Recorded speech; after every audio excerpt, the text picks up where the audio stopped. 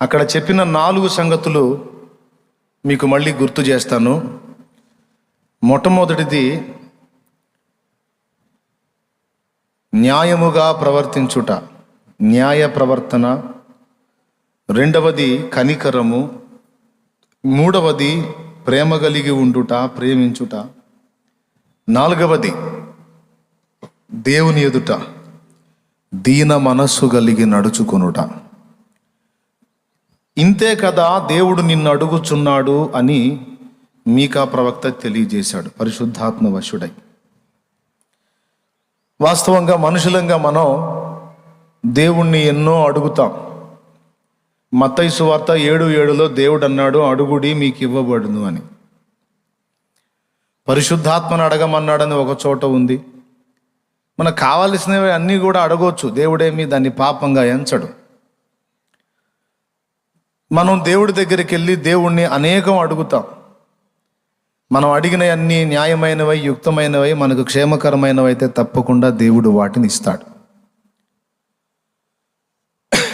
చాలా, ఒకటని కాదు, ఎన్నెన్నో అడుగుతాం. కానీ దేవుడు కూడా మానవుణ్ణి అడుగుచున్నాడు అని ఇక్కడ మనం చదువుకున్నాం. దేవుడు కూడా మానవుణ్ణి కొన్ని అడుగుతున్నాడు. ఏం అడుగుతున్నాడు, ఎన్ని అడుగుతున్నాడు అంటే 4 చెప్పాడు. ఇంతే, ఇంకా మీరు నాకేమి ఇవ్వద్దు, ఈ 4 మీరు నాకు చూపించండి అన్నాడు. ఏంటి ప్రభువా నువ్వు మమ్మల్ని అడిగే ఆ 4? ఈ 4 మీరు నాకు ఇవ్వండి, ఇక మీకు ఏది ఇష్టమో అడగండి, నేను చేస్తాను ఏదైనా. కానీ నేను మీ నుంచి అడుగుతున్న ఈ 4 సంగతులు మర్చిపోవద్దు అని చెప్తున్నాడు. వాటిల్లో మొట్టమొదటిది న్యాయ ప్రవర్తన. నా బిడ్డవైన నువ్వు న్యాయముగా నడుచుకోవాలి, ఇది నా కోరిక. తీరుస్తావా? ఇది నీ నుండి నేను అడుగుతున్నా, ఇస్తావా? రెండవది కనికరము కలిగిన మనస్సు, కనికరించేటువంటి బుద్ధి నీ నుంచి నేను ఆశిస్తున్నా. మూడవది ప్రేమ కలిగిన మనస్సు. నాలుగవది నా ఎదుట దీన మనస్సు. ఇంతే నేను అడుగుతుంది. దీన్నే మత్తయి సువార్త 23వ అధ్యాయం 23వ వచనంలో యేసయ్య ఎత్తి చెప్పాడు. అయ్యో, ఒక్క నిమిషం, ఆ 4వ లైన్ చదువమ్మా.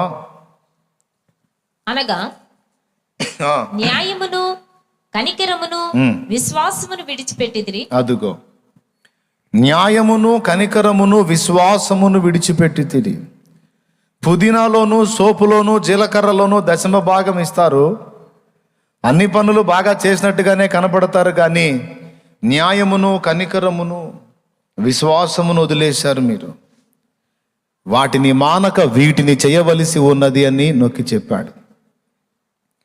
ఈరోజు నేనెందుకు ఇంతగా వీటిని గురించి మాట్లాడుతున్నానంటే, తిరిగి జన్మించిన దేవుని సంఘముగా, క్రొత్త జన్మ ఎత్తినటువంటి క్రైస్తవులంగా, పరిశుద్ధులంగా ఉండుటకు పిలువబడిన వారంగా ఉన్న మనకి దేవుడు తప్పనిసరిగా తెలియజేయాలనుకుంటున్న సందేశం ఇది, సంగతులు ఇవి. వాటిల్లో ఒక్కదాని గురించి వివరించడానికి పొద్దున సమయం అంతా సరిపోయింది. న్యాయ ప్రవర్తన. అది మీకు తెలియాలి అంటే ముందు మాట్లాడిన సందేశం ఇంటికి వెళ్ళిన తర్వాత ఆ యూట్యూబ్లో అందుబాటులో ఉంది. అది మీరు ఆన్ చేసుకొని మొత్తం అంశం అంతా వినొచ్చు, మీకు సహకారంగా ఉంటుంది. ఇప్పుడు మిగిలిన సంగతులు మాట్లాడుకుందాం. 2వ మాట ఏం చెప్పాడంటే కనికరము అన్నాడు. కనికరం అనే ఈ మాటని చిన్నదిగా తీసివేయొద్దండి, చిన్నదిగా తీసేయొద్దు. కనికరం అనే ఈ మాటను గురించి ఖచ్చితంగా ప్రతి ఒక్కరూ ఎరిగి ఉండాలి, ధ్యానించి ఉండాలి. యేసు ప్రభు చేసిన కార్యాలలో చాలా కార్యాలు కనికరమును బట్టే చేశాడని చెప్తుంది బైబిల్. తెలుసా? పుట్టింది మొదలుకొని గుడ్డివాడైనటువంటి మనుషుడు ఓసారి రోడ్డు మీద వెళ్తా ఉన్నాడు. యేసు ప్రభు ఆయన శిష్యులతో కూడా నడుచుకుంటూ వెళ్తుంటే అతను ఎదురు వస్తున్నాడు. వీళ్ళు అతని గురించి వాకప్ చేశారు. ప్రభు దగ్గరకు వచ్చి ప్రభువుని అడిగారు, ప్రభువా అదిగో ఆ మనుష్యుడు, ఇది 2 కళ్ళు కనబడట్లేదు, గుడ్డోడు అనుకుంటాను, గుడ్డివాడుగానే పుట్టినట్టున్నాడు, పుట్టుగుడ్డి అనుకుంటాను, వీడు గుడ్డివాడుగా పుట్టడానికి వీడు పాపం చేశాడా, వీడిని కన్నోళ్ళు పాపం చేశారా అని సంభాషణ మొదలుపెట్టారు ప్రభుతో. ప్రభు దాని గురించి ప్రసంగాలు ఏం చేయలే, ఒకే ఒక్క మాట చెప్పాడు, గుడ్డివాడుగా పుట్టుటకు వీడైనను వీడిని కన్నవారైనను పాపము చేయలేదు గాని దేవుని క్రియలు వీని యందు బయలుపరచబడుటకే వీడు గుడ్డివాడుగా పుట్టెను అని వాని మీద కనికరపడి నేలను ఉమ్మి ఊసి, ఆ ఉమ్మి మట్టిలో ఊసి దాన్ని బురద చేసి, ఆ బురద తీసి ఆ గుడ్డివాని కళ్ళకు రాసి, ఇదిగో నేను నీకు చెప్పేటువంటి ప్రదేశంలోకి వెళ్ళి నీ కళ్ళు కడుక్కో, సిలోయము అనే కోనేటి దగ్గరకు వెళ్ళి అక్కడ నీ కళ్ళు కడుక్కో, చూపు కలుగుతుందని చెప్పి పంపించాడు. అతడు వెళ్ళి ఆ కోనేటిలో కళ్ళు కడుక్కొని చూపు పొందాడు. చూపు పొంది ఆ కళ్ళు ఎప్పుడైతే కడుక్కున్నాడో కళ్ళ ముందున్నటువంటి ప్రకృతి అంతా కళ్ళారా క్లియర్గా కనపడుతుంది. నీళ్ళు ఎత్తి చూసి, అబ్బా నీళ్ళంటే ఇలా ఉంటాయా, నీళ్ళు ఈ కలర్లో ఉంటాయా, ఒక్కసారిగా అప్పటిదాకా పూర్తిగా అంధకారంలాగా ఉన్న వాని జీవితంలో మొత్తం అసలు లోకమంతా కనబడుతుంది. ఎంతో సంతోషం వేసి, ఆహా నాకు అన్నీ కనబడుతున్నాయి, మనుషులంటే ఇట్లా ఉంటారా అని మనుషులను చూసి, నీళ్లను చూసి, చెట్లను చూసి సంతోషపడి అతనికి వెంటనే ఒకటి గుర్తొచ్చింది, అన్నీ చూసి ఆనందపడుతున్నాను, నా కళ్ళు తెరిచిన వాడిని చూడలేదేంటి, అర్జెంటుగా ముందు ఆయన దగ్గరికి వెళ్ళాలి అని పాపం లేచి పరిగెత్తటం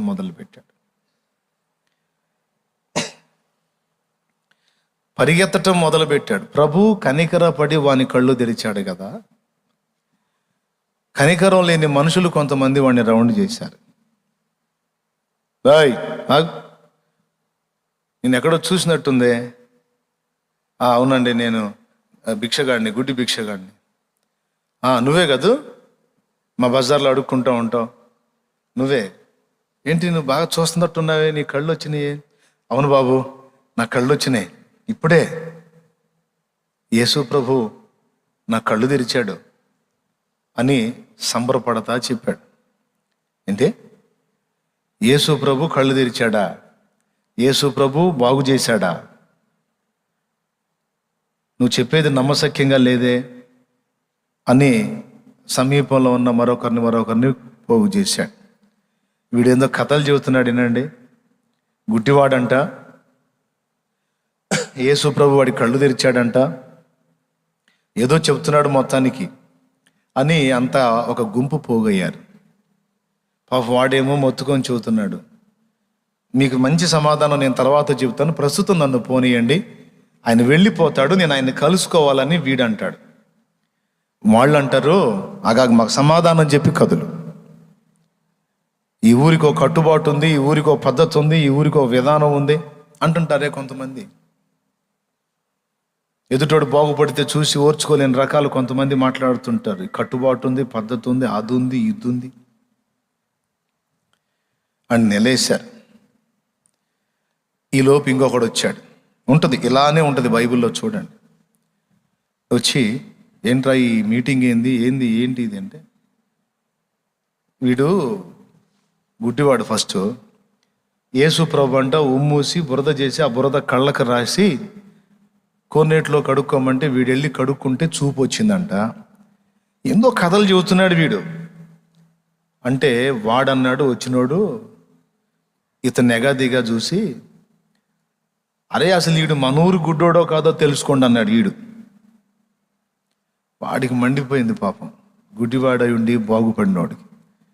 వాడు చెప్తాడు, ఒరే వీళ్ళే అనుకున్నా నువ్వు ఒకడు వచ్చావు, కొత్త మర్మం కనిపెట్టినట్టు, వీడు కాదు అని అడుగుతున్నావు, నీ కళ్ళేమన్నా పోయినాయి అంటరా, రోజు బజార్లో అమ్మిడి తిరిగి బాబు ధర్మం చేయండి, బాబు ధర్మం చేయండి అని అడుక్కునేవాడిని నేను. గుర్తులేను నీకు?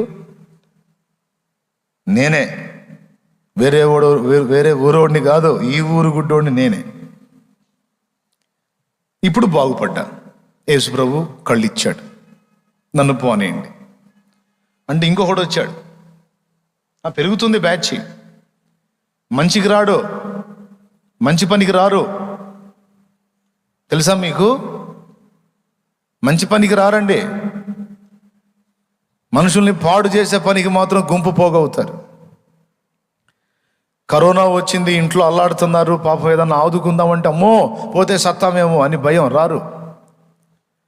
ఆ కరోనా వచ్చిన వాళ్ళ ఇళ్లలోంచి ఎవరన్నా బయటికి అటు ఇటు తిరుగుతున్నారనుకో, ఎందుకు తిరుగుతున్నారని తగాదేసుకోవటానికి మాత్రం మాస్కులు లేకుండా ముసుగులు లేకుండా వచ్చి రోడ్డు ఎక్కుతారు. ఏదో నువ్వు చేయదగ్గ సహాయం వాళ్ళకి చేస్తే వాళ్ళు తిరగరగా. తిరిగితే నువ్వు ఒప్పుకోవు, ఇంట్లోనే మగ్గి సావాలి, తిన్నారో లేదో తెలియదు. ఇంటి ముందు రోడ్డుకు అడ్డంగా ఇంటికి కంప అడ్డం పెట్టేసి వాళ్ళని లోపలే బందీ చేసేసి లోపలే మగ్గి సావండి. ఇంట్లో ఎవడన్నా ఒకడికి వస్తే ఇంటి మొత్తానికి తగిలించుకోండి, ఇంటి మొత్తానికి తగిలించుకోండి అన్నట్టు కంప అడ్డం పడేసి పోతా ఉంటే పాపం వాళ్ళకి వేరే అవసరతలు ఏమి ఉండవా? బయటకు వచ్చి పాపం ఏదో పని చక్కబెట్టుకుందామని వస్తే అర్రెర్రెర్రెర్రె ఊరుకోరు. చాలా ప్రదేశాల్లో చూశాను నేను. బాపట్ల ప్రాంతంలో మన బిడ్డలు ఉన్నారు. చాలామంది నన్ను వెంబడించే బిడ్డలు, నేను బాప్తీసం ఇచ్చిన బిడ్డలు ఉన్నారు. ఓ ప్రదేశంలో స్థలం ఒకటి చూస్తే అది చూద్దామని వెళ్ళా. అర్రెర్రెర్రెర్రె పాపం వాలంటీర్స్కి ఫోన్ చేసి నేను వెళ్ళేసరికి పెద్ద ఫైటింగ్ జరుగుతుంది అక్కడ. ఎందుకో తెలుసా? నన్ను రాకుండా చేయాలని. కరోనా వస్తుంది, వేరే ఊరోళ్ళు ఇక్కడికి వస్తే కరోనా వస్తుంది, అసలు ఎవరు రావటానికి లేదని నన్ను ఎంట్రన్స్లోనే ఆపేశారు. నాకు తెలిసిలే దెయ్యాల పని అని. అయితే సంతోషించాను. అడుగు పెడుతుంటేనే కదిలినాయి అంటే పని ఉంది రాబాయడా అనుకున్నాను నేను. దేవునికి స్తోత్రం కలుగునుగాక. అరే ఎంత గందరగోళం అయిపోయారు అంటే రోడ్డు ఎక్కి ఇక మొత్తం గుంపు కూడి గందరగోళంగా అరుచుకుంటున్నారు. అప్పుడు రాదు కరోనా. ఇప్పుడు రోడ్డు ఎక్కి నోళ్ళలో నోళ్ళు పెట్టి అరుచుకుంటున్నారు, అప్పుడు రాదా కరోనా? నేను ఎంటర్ అయితే వచ్చిద్దా? అంటే సమాజంలో ఆ బాధతో ఆ వ్యాధితో అల్లాడుతున్న వాళ్ళు ఉంటే వాళ్ళకి చేయి జాపి అంత కనికరం చూపరు. కానీ వాళ్ళకి ఏదన్నా మేలు చేయడానికి వచ్చినా, వాళ్ళ పక్షంగా హెల్ప్ చేయడానికి వచ్చినా వీళ్ళకి మాత్రం ఏం బాధో బాధ. మేము చేయకూడదు, ఒకరిని బాగు చేయకూడదు, బాగు చేసే వాళ్ళు ఎవరైనా వచ్చినా మేము ఒప్పుకోం. మా కట్టుబాటు ఇది, మా వీధి కట్టుబాటు, మా బజార్ కట్టుబాటు, మా గ్రామం కట్టుబాటు. నేను చెప్పనా, ఇట్లాంటి రకాలకి ఎక్కువ వచ్చేది అది. ఇట్లాంటి రకాలకి ఎక్కువ వచ్చేది.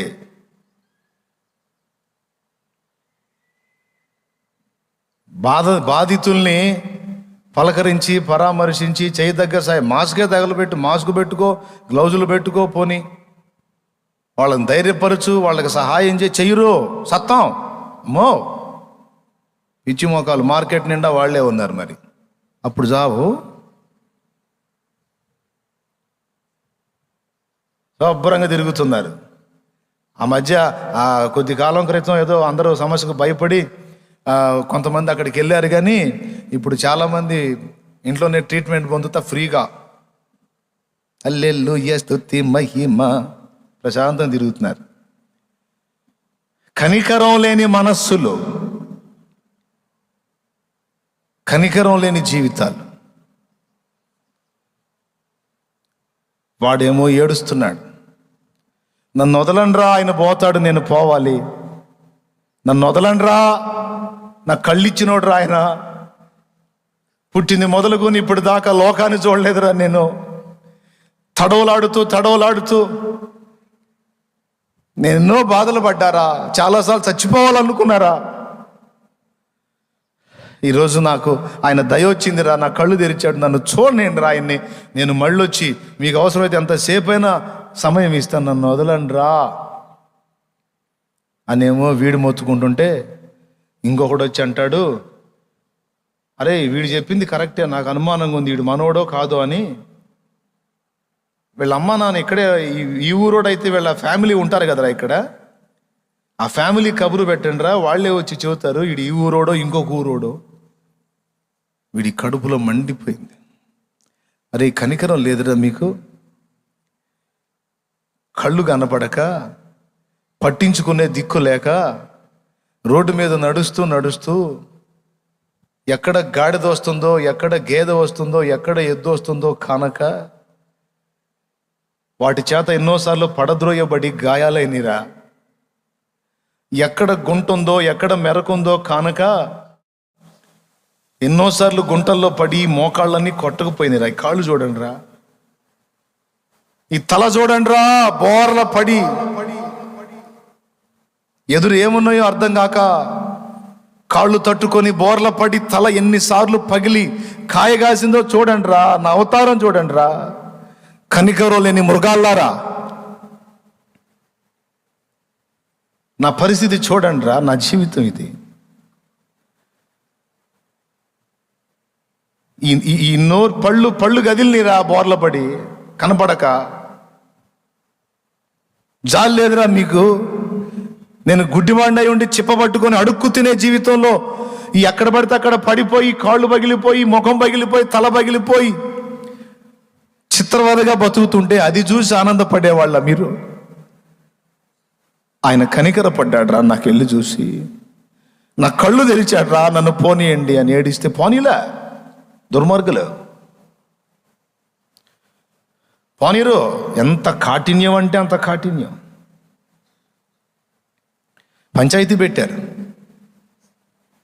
పంచాయతీ పెట్టి తీర్పు తీర్చి వాళ్ళ అమ్మా నాన్ని పిలిపించి, పెద్దలు గుడ్డివాడుగా పుట్టిన మీ కుమారుడు వీడేనా? నిజం చెప్పండి. వాళ్ళు ఏంది ఇంత హడావుడి చేస్తున్నారు, మా ఓడి వీళ్ళకి తెలుసు కదా, ఏంటి స్పెషల్గా అడుగుతున్నారని వీళ్ళందరినీ తేరిపారు చూసి, అయ్యా పెద్ద పంచాయతీల్లా పెట్టారు, గుడ్డివాడుగా పుట్టిన వీడు మీ వాడేనా, మీ కొడుకేనా అని అడుగుతున్నారు. వీడు మా అబ్బాయే. వాళ్ళు ముదురులే, కానీ వాడి కళ్ళు ఎట్టొచ్చినాయో మాకు తెలియదు అన్నారు. ఎందుకంటే ఈ దరిద్రుల మైండ్ వాళ్ళకి తెలుసు. యేసు ప్రభు వల్ల వాడికి స్వస్థత వచ్చింది, కళ్ళు వచ్చినాయి అంటే ఈ దరిద్రులు, ఈ కనికరం లేని కఠినాత్ములు వాళ్ళని వెలేస్తారని తెలుసు వాళ్ళకి. అందుకని ఆ ముసలాళ్ళు ఇద్దరు ఏం చెప్పారంటే, గుడ్డివాడుగా పుట్టిన మా కుమారుడు వీడే, కానీ అతడికి చూపు ఎలాగో వచ్చిందో మాకు తెలియదు అన్నారు. అప్పుడు ఎరా ఇప్పుడన్నా ఒప్పుకుంటావా? నువ్వు ఈ ఊరోడివే, కళ్ళు వచ్చిన మాట నిజమే అయి ఉండొచ్చు, కానీ యేసు ప్రభు కళ్ళు ఇచ్చాడంటే మాత్రం ఊరుకోం. దేవుడు నిన్ను బాగు చేశాడు అంతే. కాబట్టి దేవుడిని మహింపరచు. ఆ యేసు మంచివాడు కాదని చెప్పు, ఆ యేసు వల్ల కాదని చెప్పు. నిన్ను వదిలేస్తామంటే వాడికి మండిపోయి, ఏం మాట్లాడుతున్నారు మీరు?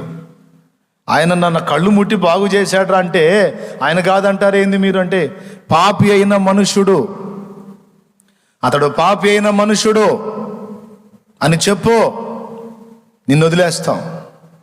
వాడన్నాడు, ఒరే మూర్ఖులారా, పాపి అయిన మనుషుడి ప్రార్థన దేవుడు వింటాడా?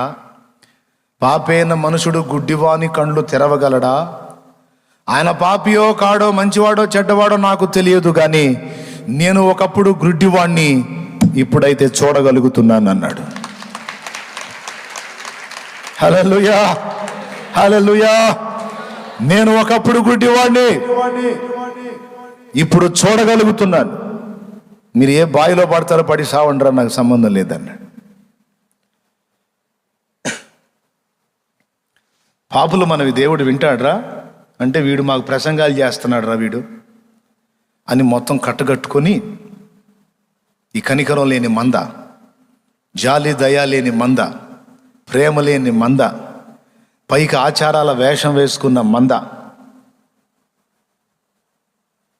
సత్యమై ఉన్న క్రీస్తు మీద ద్వేషం పెంచుకున్న మంద, ఈ మందంతా ఏకమై వాడిని వెలేశారు.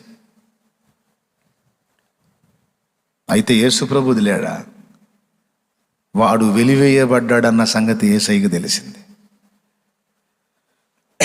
నేరుగా పోయాడు వాడి దగ్గరికి. పోయి పలకరించాడు. నీ కండ్లు తెరచిన వానిని నువ్వు ఎరుగుదువా అన్నాడు. ఎక్కడ ఎరగనిచ్చారయ్యా నన్న దరిద్రులు, కనికరం లేని దుర్మార్గులు.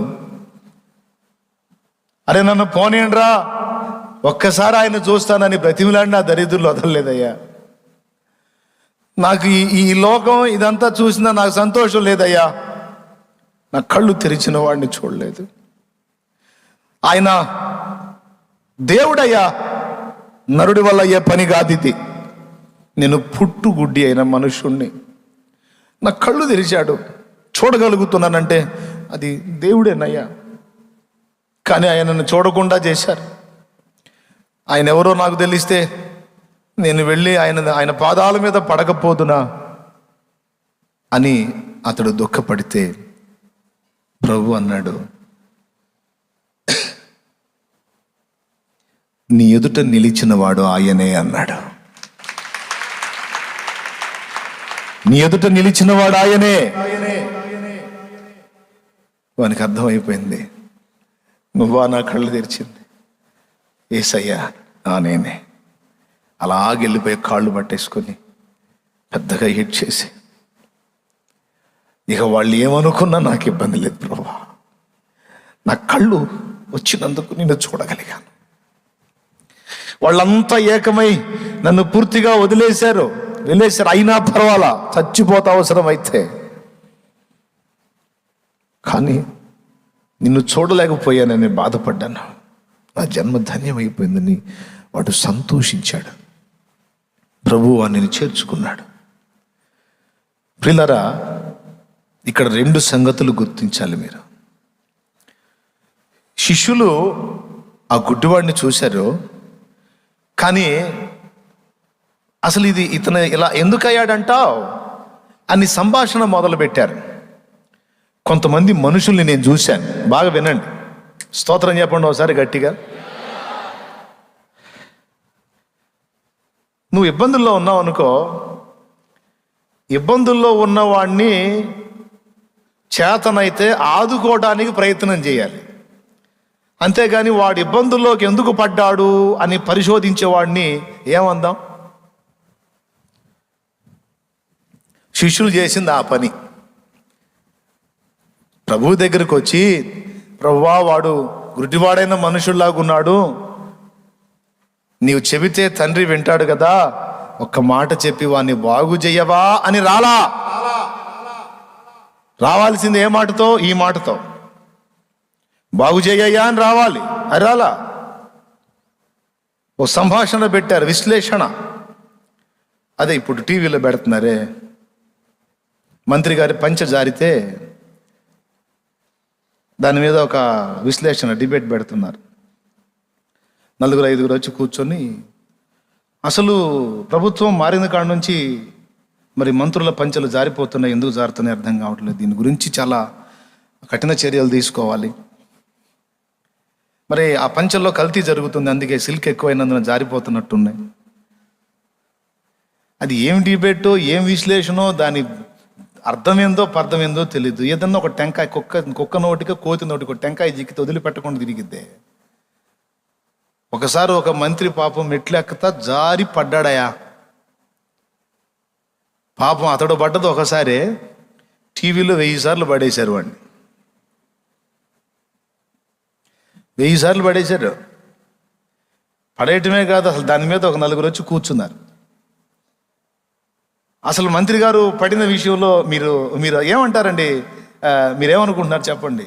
ఈ అడిగేవాడు ఒకడు, దాన్ని చెప్పేవాడు ఏమనుకునేది ఏముందండి, ఇది ప్రతిపక్షాల కుట్ర అని అనుకుంటున్నాం. ప్రతిపక్షాల కుట్ర ఇందులో ఎలా జరిగిందంటారు అంటే, ఏముందండి ఆ మెట్లు కరెక్ట్గా వేయించాలా.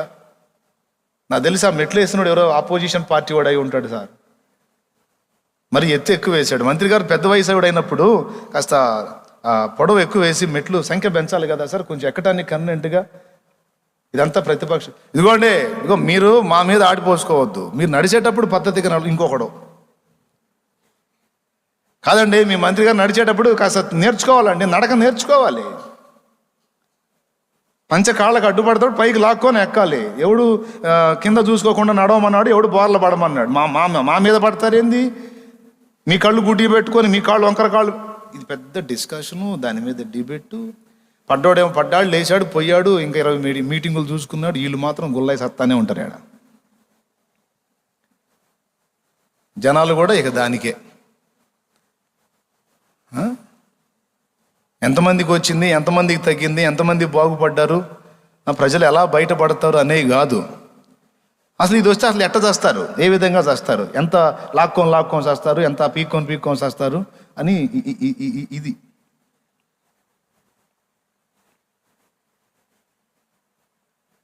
అరే బాధితుడిని బయటకు తీసుకురావటం, వాడిని ఎట్లా ధైర్యపరచాలి, వాడి ప్రాణాన్ని ఎట్లా కాపాడాలి, వాడికి ఎట్లా చేయూతను అందించాలి. కరోనానే అనుకుందామండి, వచ్చిన వాడిని ఎలాగ మనం ఆదుకోవాలి, ఎలా ఆదరించాలి, వాడికి ఎట్లా సహాయపడాలి, ఏ విధంగా వాడిని కాపాడుకుందాం,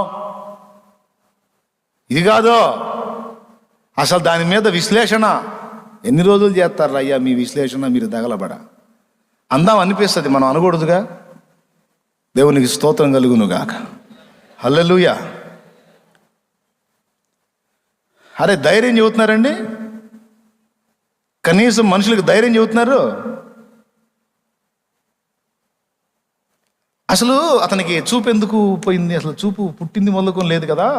అసలు ప్రభువా మామూలుగా అసలు అతనికి కళ్ళు అసలు ఎందుకు పోయినాయి? అతను పాపం చేసినాడా, లేకపోతే వాళ్ళు ఇది అవసరమా? బాధితుడు కళ్ళ ముందు ఉన్నప్పుడు చేతనైతే బాధ తీర్చు, లేకపోతే నోరు మూసుకొని పో.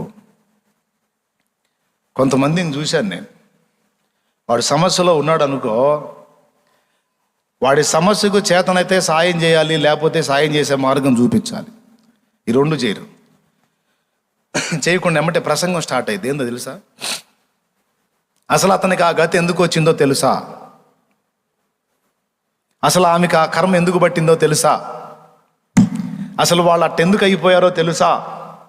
అసలు అతనికి అంత దరిద్ర పరిస్థితి ఎందుకు వచ్చిందో తెలుసా అని దాని మీద ఒక సుదీర్ఘ ప్రసంగం. అతను అట్లా, అతను ఇట్లా, అతను అందుకు, అతను ఎందుకు, ఈ కారణం చేత.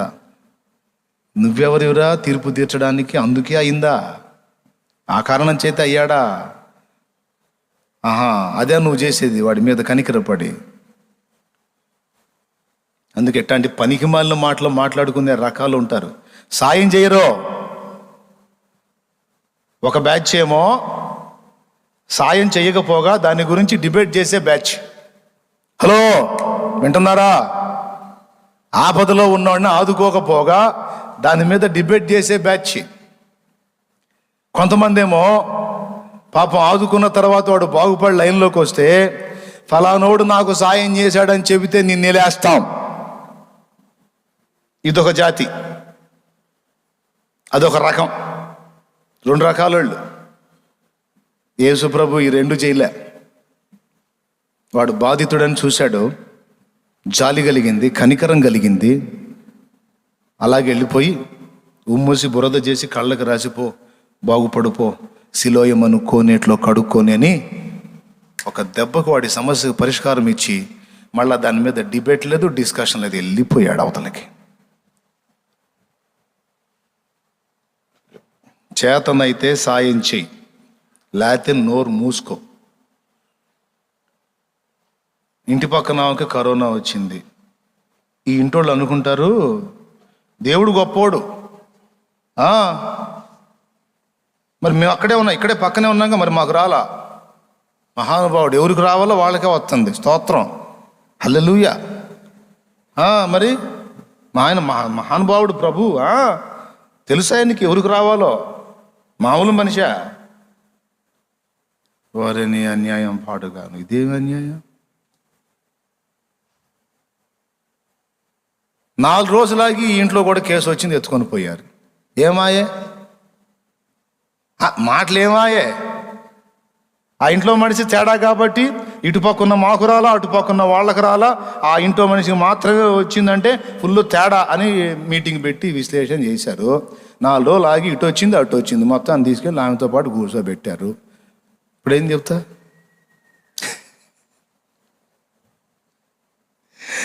ఏం మాట్లాడతారో తెలీదు. ఎందుకు అరే, నీ ఇంటి పక్కన ఉన్న మనిషి మంచిదో చెడ్డదో ఆ చట్లో ఉంది, ముందు ఆదుకో.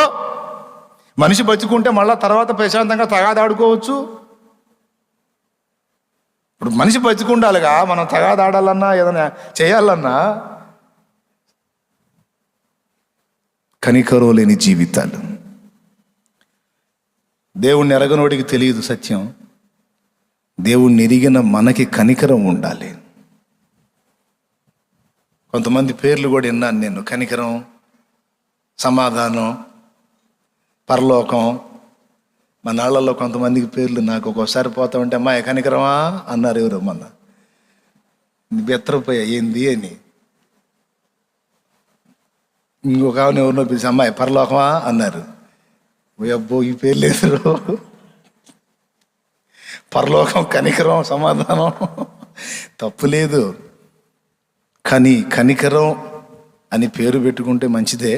కానీ కనికరం కలిగిన జీవితాలు మనందరం కలిగి ఉండాలని యేసు ఆశిస్తున్నాడు.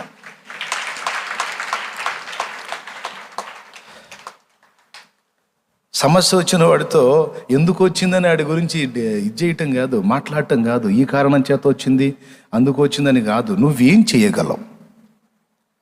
యేసు ప్రభు చేసిన కార్యాలు చాలా వరకు కనికరంతో చేశాడు. సారెపాతు విధవరాలి కుమారుడు తెలుసుగా, చచ్చిపోయాడు పాపం. శవాన్ని పాడి మీద వేసుకొని తీసుకెళ్తున్నారు. అయ్యా అయ్యా అయ్యా బాబు, నన్ను బతికిస్తావు అనుకున్నాను రా, నాకు అన్నం పెడతావు అనుకున్నాను రా, నీ చేతులతో నన్ను మట్టి చేస్తావు అనుకున్నాను రా, నేను ఇట్లా చేయాల్సి వచ్చిందయ్యా అని రొమ్ము కొట్టుకుంటూ ఆ పాడ వెంటబడి ఏడుస్తా వెళ్తా ఉంటే కొంతమంది పక్కన చేరి, ఇదిగో ఏడిస్తే వస్తాడు చెప్పు. ఏడిస్తే వస్తాడా? మరి అర్థం చేసుకోవేందు ఊరక అయిపోయింది. ఇక నువ్వు ఏడిసిన రాడు, మొత్తుకున్న రాడు, ఇంక వదిలే ఆపేయి అని కొంతమంది ఏమో, అక్క నేను లేనా, నేను చూసుకోనా, నీకెందుకు, నేను ఉండగా ఒట్టిదే. ఈడు మళ్ళా ఆ కార్యక్రమం అయిపోయిందంటే ఈడు అడ్రస్ కూడా కనపడ్డావు. అయ్యా నేను ఉన్నానంటివిగా అయ్యా అంటే పక్కన వేరే వాళ్ళకి చూస్తాడు. ఉన్నామంటే ఇంక అన్నీ చూసుకుంటాం. ఇదేంది బాగానే ఉంది, ఏదో ఏడుపులో ఉన్న వాళ్ళు ఓదార్చడానికి 24 మాటలు మాట్లాడతాం, అంత మాత్రం నేను గమ్మంటే ఇట్లా అడుగుతారా ఏంది, బాగానే ఉంది ఓదార్చే మాటలు మాట్లాడుతున్నారు ఒక పక్కన గద్దించే వాళ్ళు గద్దిస్తున్నారు. అయినా ఆ తల్లి ఆవేదన ఆగట్ల. బాధపడేవాడికి తెలిసిద్ది. బిడ్డను పోగొట్టుకుంటే ఆ కడుపు క్షోభ, ఆ కడుపు కోత ఎలా ఉంటుందో అది అనుభవిస్తే తెలిసిద్ది. ఒట్టిగా ఒడ్డు నుండి చూసేవాడికి ఏం తెలిసిద్దే?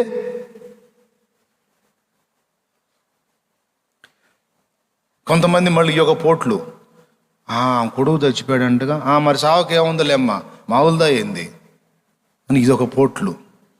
దుర్మార్గులు అనమాట, మామూలు దుర్మార్గులు కాదు. బిడ్డను పోగొట్టుకొని గర్భ వేదనతో తల్లి అల్లాడుతుంటే మళ్ళీ ఆమె మీద బండలు. కొంతమంది ఉండరా ఇట్లాంటి వాళ్ళు? నేనేమన్నా ఊహించుకొని చెబుతున్నానా? ఏం బెదరు ఉండరా ఇట్లాంటి వాళ్ళు? మనమనకూడదు. చూశాడు, చాలా ప్రదేశాలు తిరిగి డస్సి ఉన్నాడు, తల చెదిరుంది, ధూళి దుమ్ములో తిరిగి ఉన్నాడు. ఎదురొస్తా ఉన్నాడు మహానుభావుడు ప్రభు. పాడేళ్తా ఉంది వెనక తల్లి, బాబో అయ్యా ఏడుస్తా అల్లాడిపోతుంటే కనికరపడ్డాడు. వాళ్ళందరూ ఓదారుస్తున్నా ఆమెకి ఓదార్పు కలగట్లా. కనికరం వచ్చింది. అయ్యో ఆ బిడ్డ విషయమై ఈ తల్లి ఎంత ఆక్రోశిస్తుంది. బహుశా ఈమె కూడా బ్రతికేటట్లు లేదు ఆ బిడ్డ విషయమై అని తీసుకెళ్తున్న పాడిని బాయ్ ఆపండి అన్నాడు. పాడిని ముట్టి ఆపమన్నాడు. బైబిల్లో ఉంది, నేను లేనిది చెప్పట్లా. బోధకుడా వీడు చచ్చిన శవం ఎందుకు ఆపమన్నావు? పాడి ఆపి దించండి, ఆ చిన్నవాడు నిద్రించుచున్నాడే కానీ చావలేదు, దించండి అన్నాడు. బోధకుడా నిన్న ననంగా పోయాడు వాడు, మేమంతా గ్యాదర్ అయ్యి ఈరోజు తీసుకెళ్తున్నాం, చూసుకో నాడి లేదు, శ్వాస లేదు, హార్ట్ బీటింగ్ లేదు, ఏం లేవు, మీరు దించండి రా. చిన్నవాడా నిన్ను లెమ్మనుచున్నా లే అన్నాడు. అంతే, దిగ్గుమని లేచి నిలబడ్డాడు. ఆడి చెయ్యి పట్టుకొని ఏడుస్తూ ఉందే, బిత్తరపోయి చూస్తుంది,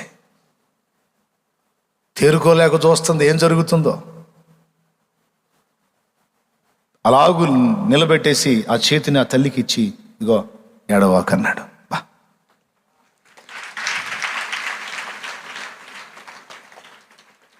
అంతే, అప్పచెప్పేశాడు, వెళ్ళిపోయాడు. కనికరపడి.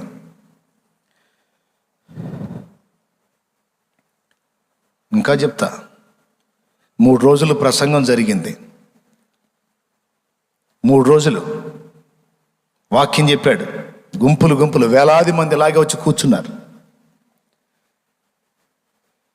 ఇష్టం ఉన్న వాళ్ళందరూ స్థిరపడిపోయారు. అలాగే 3 రోజులు 5 నిమిషాల బ్యాచ్ అంతా 5 నిమిషాలు వెళ్ళిపోయారు.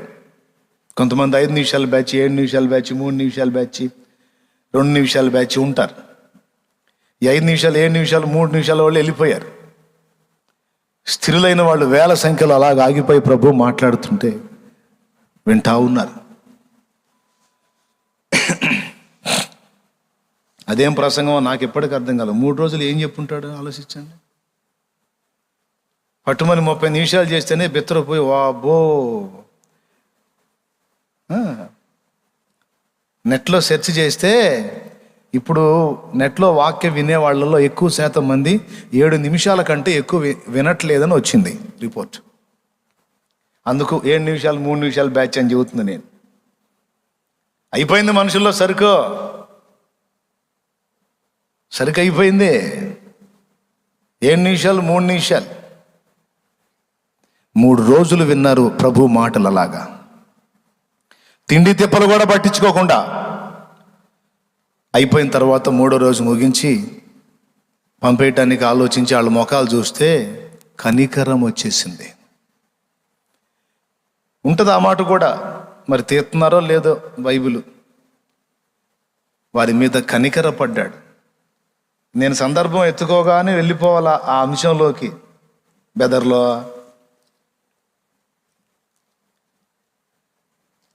ప్రభువుకు స్తోత్రం చెప్పండి, హల్లెలూయా. కనికరపడి మీరు వారికి ఆహారం పెట్టండి అన్నాడు.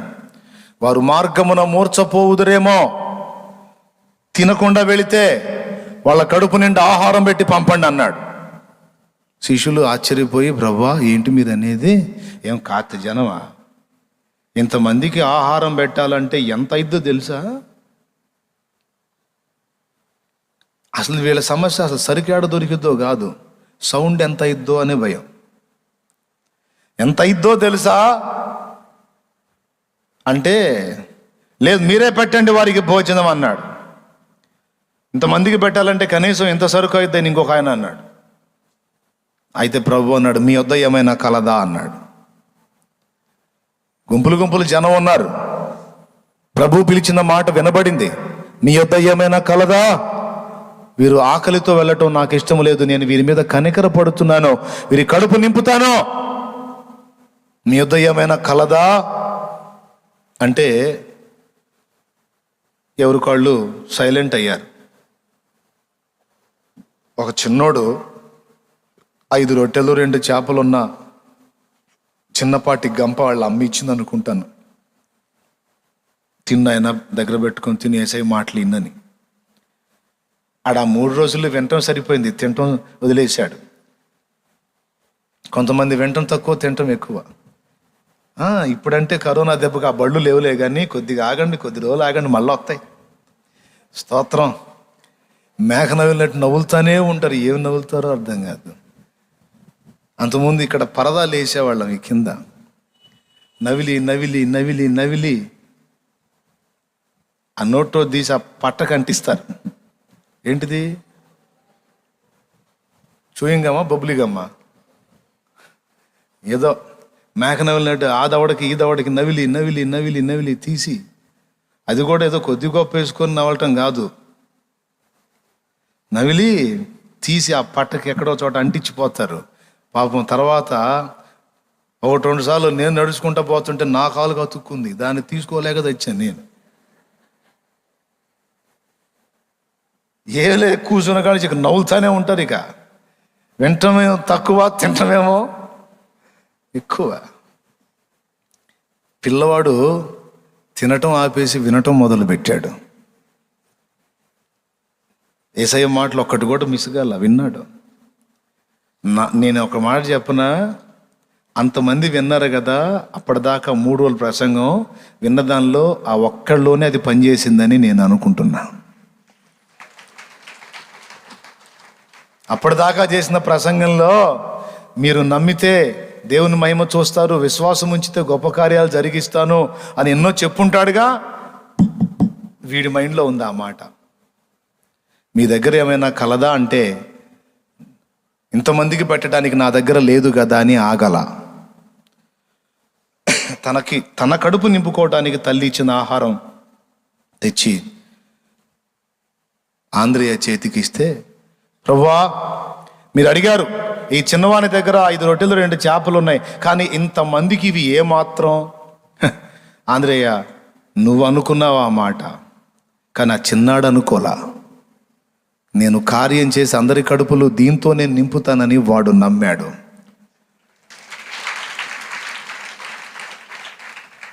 కాబట్టి అదే చాలు ఇటీ అని ఆ ఉన్నదే తీసుకున్నాడు. కొంతమంది ఎదుటోళ్ళకి సువార్త చెప్పండి అయ్యా అంటే, అబ్బో మనల్లో కాదన్నా, అమ్మ అసలు ఏ మెలికలు తిరుగుతారు. సువార్త చెప్పమంటే, అబ్బో మనోళ్ళు ఏడైద్దన్నా, అమ్మో మరి పనికి మాలిన మీటింగులు సినిమా కబుర్లు చేత రే మొన్న సినిమాకు పోయారు అసలు మామూలు లేదు అని మొదలు పెడతావుగా. బాగానే వాక్యం ఎదుటోళ్ళు సువార్త చెప్పు బాబు అంటే, అబ్బో మన వల్ల కాదు. ఎందుకంటే అబ్బో ఆ సబ్జెక్టు వేరు, ఆ విధానం వేరు, అసలు ఆ సంగతి వేరు, అది వేరు, ఇది వేరు.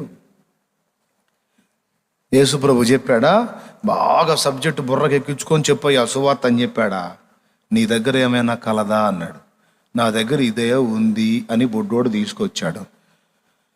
ఒరే బుడ్డోడా, ఏంట్రా జనాన్ని చూడట్లేదా?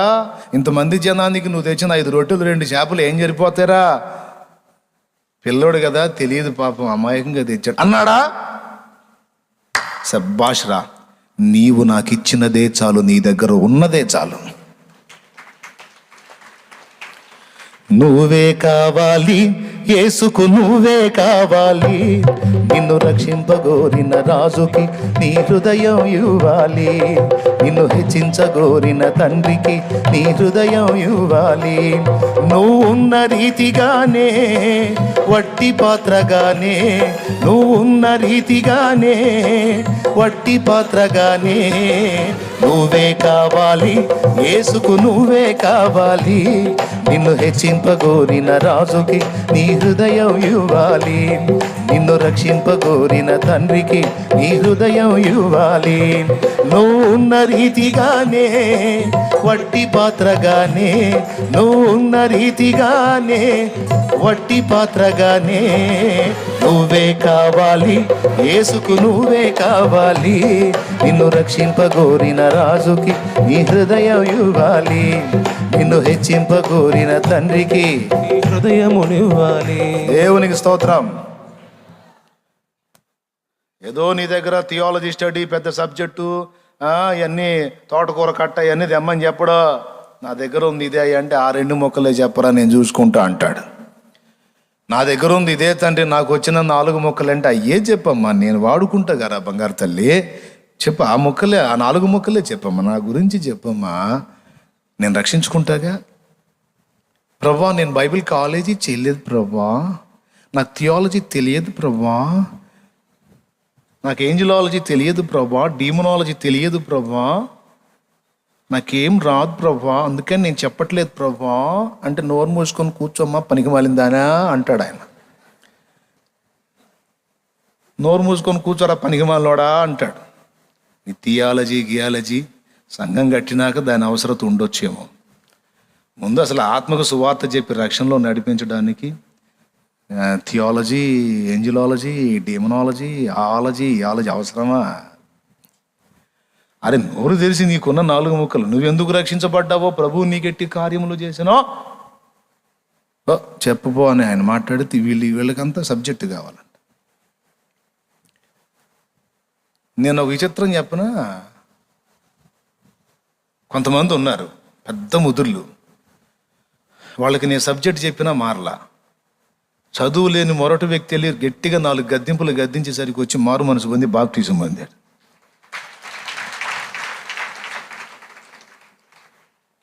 ఒక చిన్న పాప ఏం చేసిందో తెలుసా? వాళ్ళ ఇంటికి సమీపంలో నాస్తికుల నాయకుడు ఒకడు ఉండేవాడంట. నాస్తికుల నాయకుడు. ఈ పాప ఏమో క్రైస్తవుల పాప, బుడ్డది. చిన్నపిల్లలు ముద్దుగా మన దగ్గరకు వస్తే మనం వాళ్ళని నెట్టేస్తామా? అసలు నాకు ఎంత ఇష్టమో అంత ఇష్టం. ఒక్కోసారి కొంతమంది పిల్లలు ఎంత స్వతంత్రంగా వస్తారంటే, చిన్నోళ్లే మనం అట్ట చేతులు జాబితే చాలా అలాగ వచ్చేసి ఎగిరి మన ఒళ్ళో కూర్చుంటారు. కూర్చొని మనకెళ్ళి చూస్తూ ఉంటారు. అబ్బా అసలు సూపర్ ఉంటుంది. ఇంకా ఇక ఎన్నిసార్లు కనపడ్డా బుడ్డోని బుడ్డదాన్ని వదిలిపెట్ట బుద్ధి కాదు, అంత బాగుంటారు. అట్లాంటి చిన్నది వాళ్ళ అమ్మ నాన్న దేవుని బిడ్డలు సండే స్కూల్కి వెళ్ళేది. ఆ రోజు సండే స్కూల్కి వెళ్ళింది. ఈ నాస్తికుల నాయకుడికి కూడా సెలవు వచ్చింది ఆ రోజు. నాస్తికుడు కాదు, నాస్తికులకు నాయకుడు. గేట్ తీసుకొని ఇంట్లోకి వెళ్ళింది. పరిచయం, వస్తా పోతా చూస్తా పలకరిస్తూ ఉంటాడు. పిలిచాడు, గేట్ తీసుకొని లోపలికి వెళ్ళింది. ఏ పాప అదా అదా అని తీసుకొని దగ్గర తీసుకొని ఒళ్ళో కూర్చోబెట్టుకున్నాడు. ఆ మాట ఈ మాట మాట్లాడా. ఏం చేసావు ఈరోజు, ఎక్కడికి వెళ్ళావు అని ముద్దుగా అడుగుతాంగా. ఆ చిన్నదాన్ని అడిగాడు, ఈరోజు ఏం తిన్నావు, ఈరోజు ఏం తాగావు, ఎక్కడికి వెళ్ళావు అని అడిగాడు. తిన్నది చెప్పింది, తాగింది చెప్పింది, అన్నీ చెప్పి ఈరోజు ఎక్కడికి వెళ్ళలేదా, సండే సెలవు కదా అంటే, ఎందుకు వెళ్ళాలా, వెళ్ళాను అన్నాను.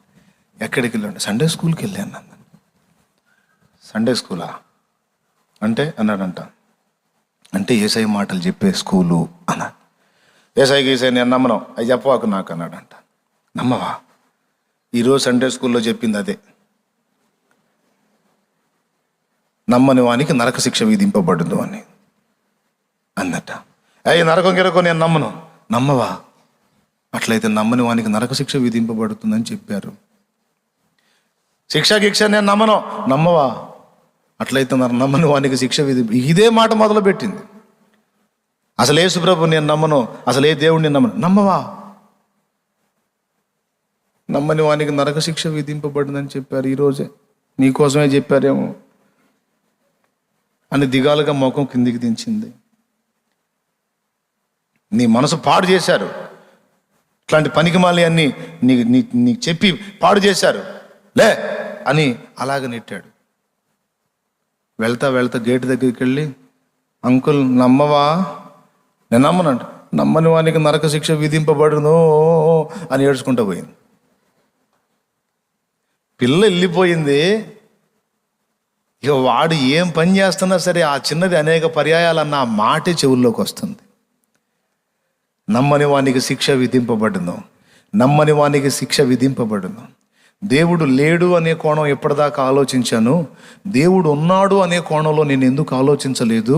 ఒకవేళ ఉన్నాడని ఆలోచిస్తే వచ్చే నష్టం ఏమిటి, లేడని ఆలోచిస్తే వచ్చే లాభం ఏమిటి అని విశ్లేషణ మొదలుపెట్టి మధ్యరాత్రికి నిద్రబట్టక లేచి ఫోన్ తీసుకొని ఆ పట్టణంలో ఉన్నటువంటి ఒక దైవజనుడి నంబర్ వెతుక్కొని ఆ నంబర్కి ఫోన్ చేసి సేకరించి ఫోన్ చేసి,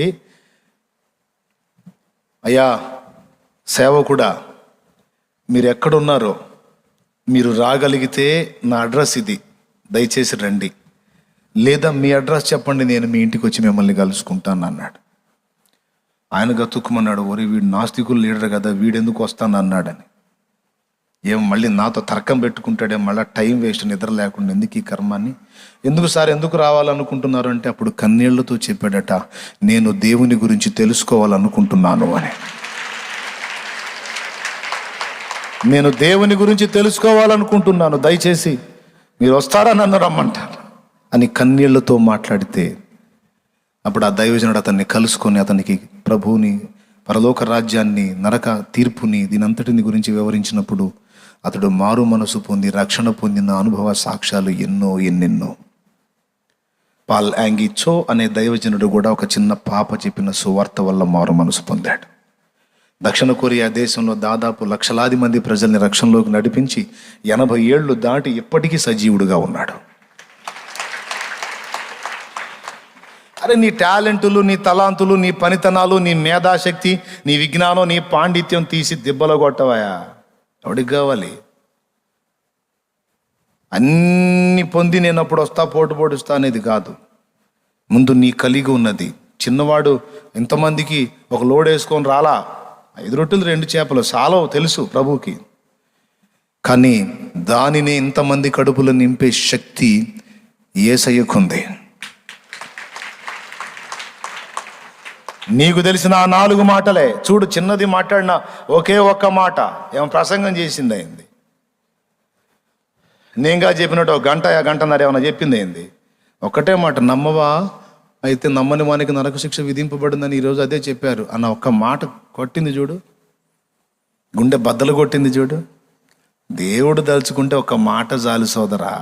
ఆ ఒక్క మాటే అవతలోడి చెవులు వేయవయ్యానని చెబుతుంటే అరే రే రే రే ఏమన్నా పట్టించుకుంటారా ఆ మాట? కనికరం ఉండొద్దు సాటి మనిషి మీద? ప్రభు కనికరపడి వాళ్ళకి ఆకలి తీర్చినంటే ఈ చిన్నోడికి ఫస్ట్ ప్రభు కనికరపడ్డాడు, రెండవది అవతలి వాళ్ళ కడుపు నింపటానికి ఆ చిన్నవాడు కనికరపడ్డాడు. ఆ 5 రొట్టెలు 2 చేపలు తీసుకొని ఇంకా ఆశీర్వదించి ఇక ఇస్తా ఉంటే అయ్యే అన్ని వేల మంది పంక్తులు పడ కూర్చోబెట్టి చక్కగా వడ్డిస్తే తృప్తిగా తిని మిగిల్చారంట. మిగిల్చిన మొక్కలు ఎత్తితే 12 గంపలు అయినాయి.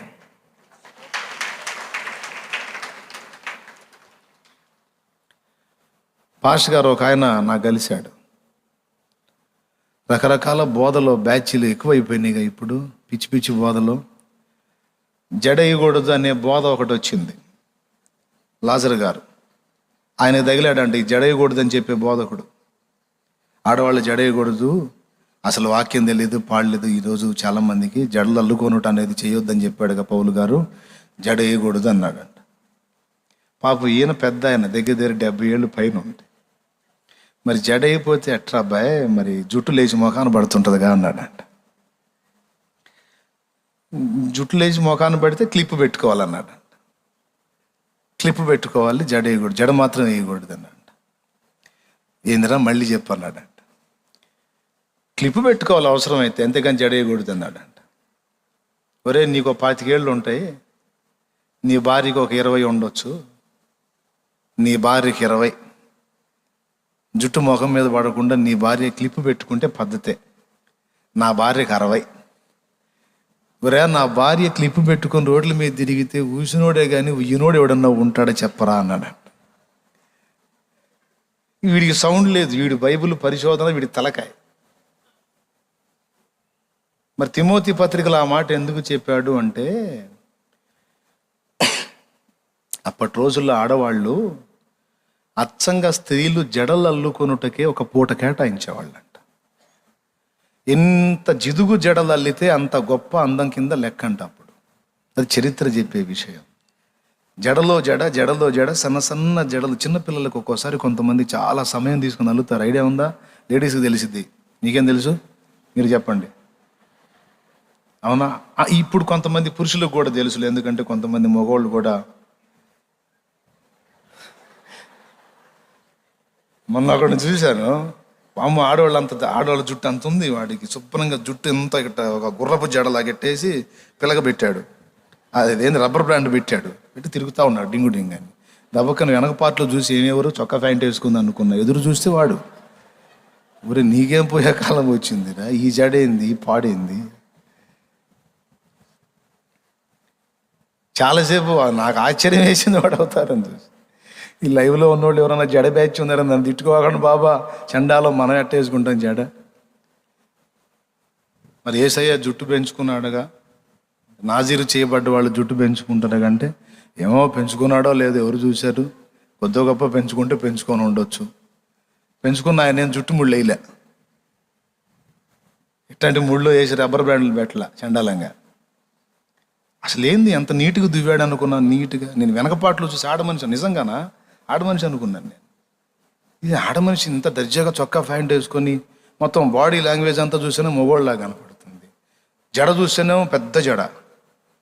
జడ అంటే అల్లలా మొత్తం ఇప్పుడు గుర్రం తోక ఉంటుంది అట్లాగా మొత్తం ఇంత పొడుగుంది. ఆ జుట్టు అంతా ఇలాగా ఒక షేప్ తీసి ఇక్కడ పెట్టాడు కరెక్ట్గా రబ్బర్ బ్రాండ్. ఇక 2 పూలు ఒకటే తక్కువ. అట్లాంటి పరిస్థితి అయిపోయింది. అప్పటి రోజుల్లో లేడీస్ జడల్లో అట్లా చాలా ఒక పూట కేటాయించేవాళ్ళు. ఎంత జిదుగు ఇక్కడ మెయింటైన్ చేస్తే అంత సంపన్నులు అన్నమాట, అంత హోదా, అంత గొప్ప ఆకర్షణ అన్నట్టుగా అప్పట్లో వాళ్ళని గొప్పవారుగా ఎంచేవారు అన్నమాట. అందుకని బంగారు నగలు పెట్టుకొనుటయు జడలు అల్లుకొనుటయు అని వెళ్ళపట అలంకారాల కోసం ఈ సమయాల్లో మీ అంత కేటాయించకుండా దైవభక్తి గలవారమని చెప్పుకున్న స్త్రీలకు తగినట్టుగా జాగ్రత్తగా ఉండి అట్లా చెప్పాడు. అసలు జడ వేయొద్దని చెప్పని బోధ. ఆ పాస్టర్ గారు అన్నాడు ఒక మాట, సూపర్ మాట, దిమ్మ తిరిగిపోయే మాట. అయ్యా నాకు తెలియక అడుగుతాను, ఒక మాట చెప్పు అన్నాడు. ఏంది పెద్ద ఆయన అన్నాడు నేను, లాదర్ పాస్టర్ గారు. అయ్యో బైబిల్లో ఎక్కువ పుస్తకాలు రాసిన వాళ్ళు ఎవరు అన్నాడు. పౌలు అన్నాను. తర్వాత మిగిలిన వాళ్ళు కూడా చాలా పుస్తకాలు వేరే వాళ్ళు రాసినవి ఉన్నాయిగా అన్నాడు. ఉన్నాయా. ఆమోస్ ఏం చేస్తాడు, ఫలానా పని. తర్వాత ఫలానా ఆయన ఏం చేస్తాడు, పేతురు ఏం చేస్తాడు, యోహాన్ ఏం చేస్తాడు, ఆయన ఏం అని అడిగి రైతాంగం పనిచేసేవాళ్ళు, పొలం పనులు చేసుకునేవాళ్ళు, చేపలు పట్టుకునేవాళ్ళు, ఏది గోచి పెట్టుకొని చేపలు పట్టుకునేవాళ్ళు, వీళ్ళు దేవుని మూలంగా పలికిన మాటలు ఈరోజు ఆ మాటల మీద పెద్ద యూనివర్సిటీలే వచ్చినాయి అయ్యా. చేపలు పట్టుకునే వాళ్ళు చెప్పిన మాటల మీద ఈరోజు కాలేజీలు వెలిసినాయి. నాకు ఆశ్చర్యంగా ఉందయ్యా అన్నాడు. నాకు గిర్రం తిరిగింది బుర్ర. వాస్తవమే, బైబిల్లో చాలా విషయాలు, ఇప్పుడు పేతురు ఉన్నాడు ఎన్నో సంగతులు చెప్పాడు, యోహాను ఉన్నాడు ఎన్నో విషయాలు చెప్పాడు, ప్రవక్తల గ్రంథాల్లో కొంతమంది ప్రవక్తలు ఉన్నారు ఎన్నో సంగతులు చెప్పారు. కానీ వాళ్ళు విద్య కలిగిన వాళ్ళుగా కనబడరు, కానీ వారు దేవుని మూలంగా పలికారు. పలికిన ఆ మాటల మీద ఈరోజు థియాలజీ అని అదని ఇదని సర్టిఫికేట్స్ అని పట్టాలని నాయన పెద్ద హడావిడి. నేను చెప్తున్నా, నీ దగ్గర ఎంత సబ్జెక్ట్ ఉంది, ఎంత సరుకు ఉంది, ఎంత సేకరించావు కాదు, నీకెంతవరకు తెలుసు, ప్రభువు నీకెంతవరకు అర్థమయ్యాడు, అర్థమైంది ఇతరులకు చెప్పు. వాళ్ళని రక్షించుకోవటం దేవుడు చూస్తాడు.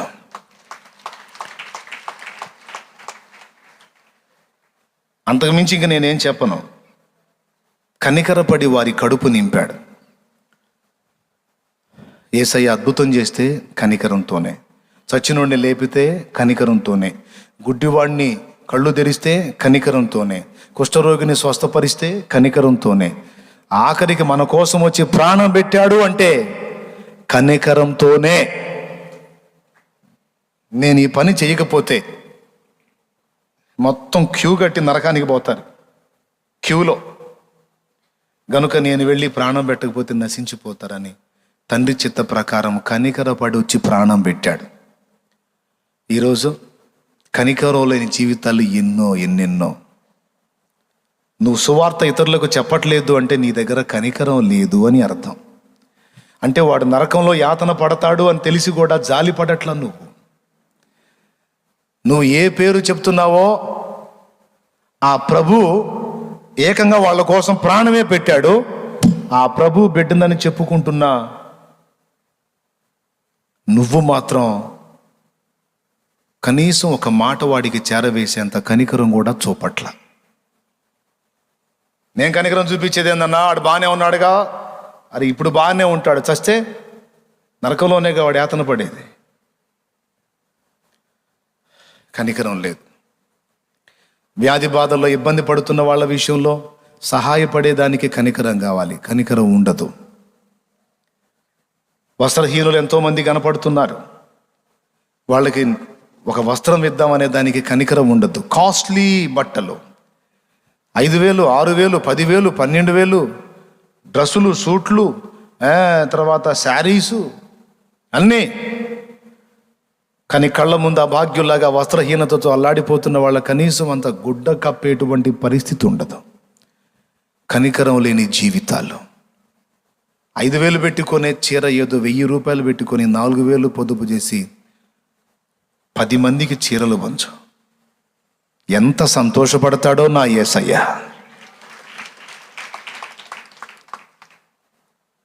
10,000 పెట్టుకునే బట్ట ఏదో 2,000 పెట్టుకోను, పోనీ నీ డిగ్నిటీకి తగ్గట్టు ఉండాలంటే 8,000 పెట్టి వృద్ధాశ్రమంలోనికి పోయి అనేక మందికి ఒక్క పూట భోజనానికి కడుపు నింపు. నీ కళ్ళ ముందు, నీ సమాజంలో కొంతమంది వృద్ధాశ్రమం దాకా పోవసరలా, నీ సమాజంలో, నీ సమకాలీన ప్రదేశంలో, నీ సాటి మనుషుల్లో చాలామంది ఇబ్బందులు ఎదుర్కొంటున్నారు. అడిగి పరామర్శించి రోజులో కనీసం 4గురికి సహాయం చేసేటట్టు జాగ్రత్త తీసుకో. సమృద్ధి గల వారికి చెప్తున్నానండి, మాకే ఠికానా లేకపోతే మేమేం చేసామి అనొద్దు. నేను చెప్పనా, ఠికానా లేనోళ్ళే ఎక్కువ మందికి సహాయం చేయటం చూశాను నేను. సంపన్నులైన వారు చాలామంది తోడ్పడలా. ఆ పూటకు తెచ్చుకొని తినే వాళ్ళలోనే ఆ దాతృత్వం చూశాను నేను. వాళ్లకు కొంచెం ఉంచుకొని మిగిలింది పక్క వాళ్ళకి పెట్టినటువంటి సాక్ష్యాలు చూశాను నేను. కనికరం. సాటి మనిషి అక్కర కలిగి ఉన్నాడో లేదో కనుగొని వానికి అంత ఆహారం పెట్టడం కనికరం. వ్యాధిలో ఉంటే పలకరిద్దామనే కనికరం. వస్త్రహీనులై ఉన్నారు, సరిగ్గా బట్టలేదు, పాపం చినిగినే కట్టుకుంటున్నారంటే చూసి అయ్యో పాపం అని కనికరం. అయ్యో రోగం వచ్చింది ఇంట్లో, వాళ్ళకి ఏమీ లేదు పాపం, అయ్యో మనకుంది కదా ఇద్దాం అనే కనికరం.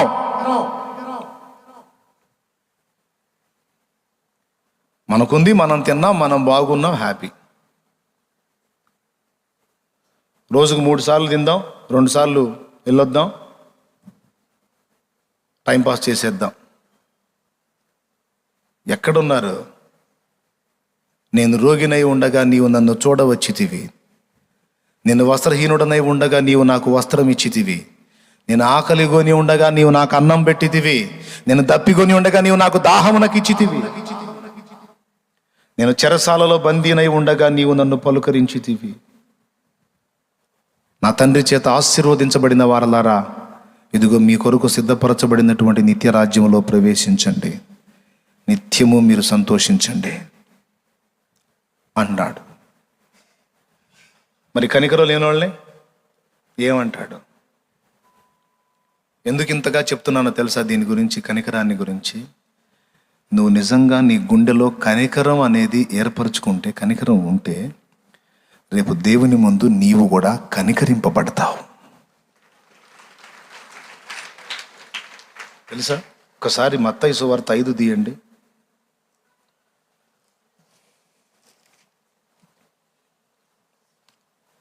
చూడు ఒకసారి 7 చదువుమా. కనికరము గలవారు ధన్యులు, వారు కనికరము పొందుదురు. హృదయశుద్ధి గలవారు ధన్యులు. చాలమ్మా. కనికరము గలవారు ధన్యులు, వారు కనికరము పొందుతారు. ఒక్కసారి చూడండి, యాకోబు రాసిన పత్రిక 2వ అధ్యాయము 13వ వచనం అండర్లైన్ చేయండి.